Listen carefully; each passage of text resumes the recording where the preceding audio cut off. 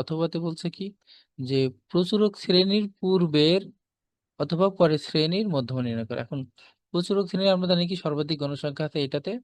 তাহলে প্রচুরক শ্রেণীর পূর্বের শ্রেণী কোনটা? এই 46 থেকে 50, এটা হচ্ছে পূর্বের শ্রেণী। তাহলে আমরা এবার নির্ণয় করব হচ্ছে পূর্বের শ্রেণীর মধ্যমান। তাহলে লিখবো হচ্ছে পূর্বের শ্রেণীর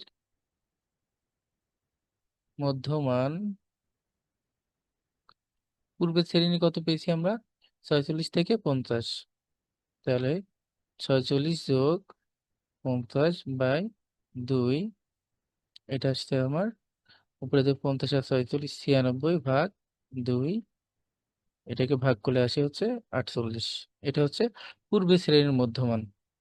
এখন আমরা দেখব যে প্রচুরক শ্রেণীর পরের শ্রেণীর মধ্যমানটা দেখব। শ্রেণীর মধ্যমান দেখব পরের শ্রেণীর মধ্যমান। পরের শ্রেণী কটা? এটা হচ্ছে প্রচুরক শ্রেণী, ছিল আমার হচ্ছে 15। তাহলে এই 51 থেকে 55 প্রচুরক শ্রেণী। তাহলে এর পরের শ্রেণী কত? 56 থেকে 60।